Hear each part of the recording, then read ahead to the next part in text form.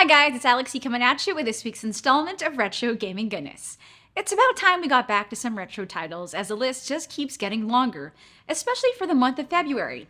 While it's not exactly the most jam-packed time of the year for releases, we're still looking at some major releases for our AAA siblings, so it's safe to say we're looking at the same for retro.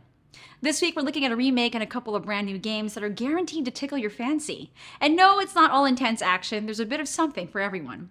But before that, make sure to like and subscribe so you'll always be up to date with the latest retro news. Click that bell icon so you'll know exactly when our news goes live. Let's go.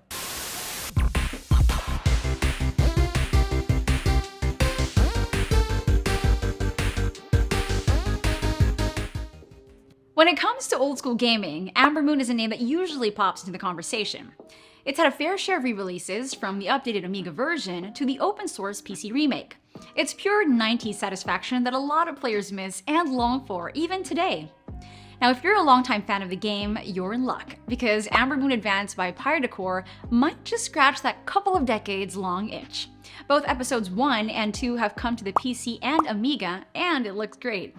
Ambermoon Advanced isn't your usual remake. Aside from enhancing the original game, you'll be getting some added features like a new companion, new doors to open, new monsters, new items, and of course, some new places to explore.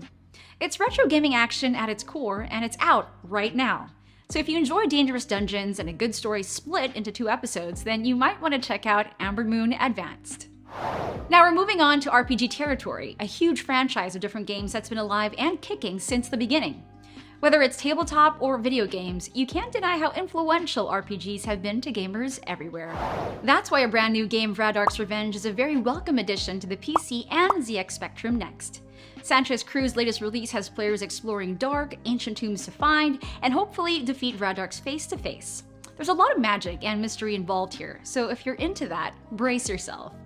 In terms of mechanics, you're treated to a fantasy action RPG genre with lots of demon slaying action.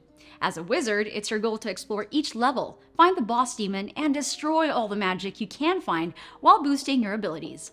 As the difficulty ramps up with each level, you'll eventually meet Vradark, the main baddie. You'll battle, die, and upgrade your way to the end of the game in typical awesome RPG fashion. So blasting a few demons and saving the world from unspeakable terror is your idea of a great weekend, well, Vradark's waiting for you. Lastly, we got a nice action-packed side-scrolling platformer for the Commodore 64 and 128. A Pig Quest by Antonio Savona, Morrissey, and Aldo and Gaetano Cuomo is finally here, and it's looking pretty good. Think medieval fantasy action, but with a bit more pork in your diet. Yes, I know it sounded weird, but right now, A Pig Quest showcases a lot of action platform mechanics in its gameplay.